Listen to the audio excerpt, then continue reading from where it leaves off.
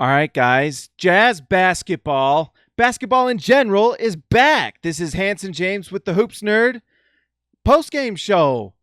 By the way, this is going to start being just a YouTube-only show.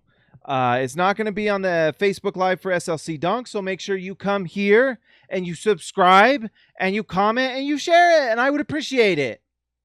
Anyways, Jazz basketball is back, and we got to watch Grayson Allen and Tony Bradley and George Niang, a.k.a. Michael Jordan, tonight, who was awesome. I just wanted to give some quick thoughts tonight on the Summer League.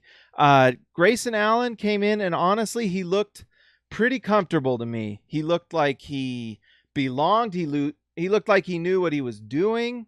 His shot wasn't quite falling to begin the game.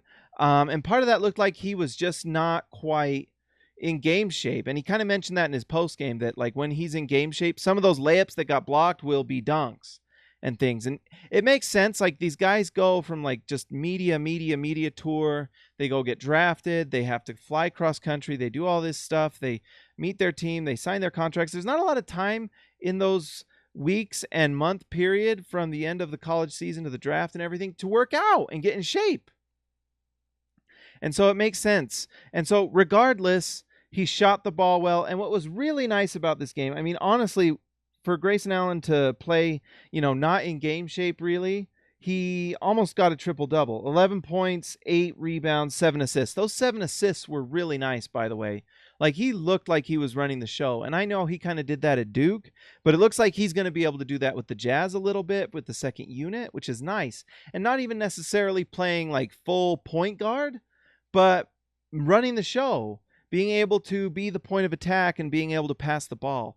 The more guys on your team that can pass the ball on top of just shoot and drive, the better, because it gets open shots. And the Jazz are going to have more and more shooting on this team and be able to just run a nice, efficient offense. And so it was really nice to see Grayson Allen come in, make some passes, hit some threes. At the end of the game, it looked like his stroke was a little bit back, and he even had like a nice pull up around the corner, which was very Harpring-esque. I loved the elbow shiver that he gave to create some space, and then he hit a floater. He's a smart player. He's going to hit shots. You can just see that he's going to get time. He's going to be a player that plays for the Jazz and gets shots.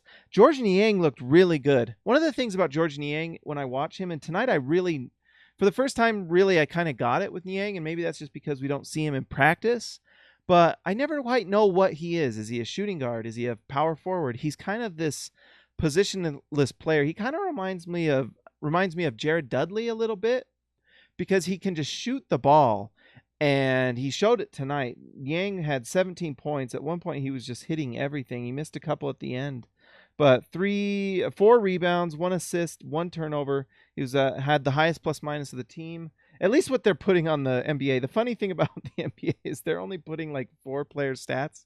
They didn't put the stats of everyone else. Why are you insulting the other players? There was other guys that played that were pretty good, but in the NBA.com's defense, I don't remember their names. But anyways, nice to see Grayson Allen. Also, Tony Bradley looked good. He 11 points, 11 rebounds, 4 blocks. He looks like he knows how to use his size. He's long. He's got a big body. He looks like he's in better shape. He moved pretty well and block shot. Just kind of a nice.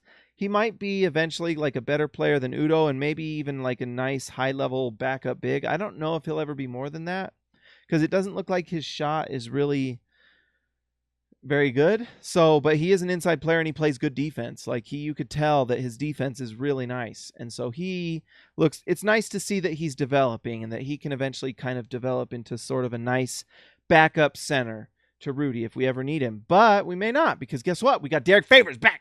Derek Favors back. He's back. Awesome. Kinda. I was kind of hoping that we'd get Kevin Love, but I'm really happy that Derek Favors is back. Anyways, guys, like and subscribe this channel. Do it right now. You know you need to.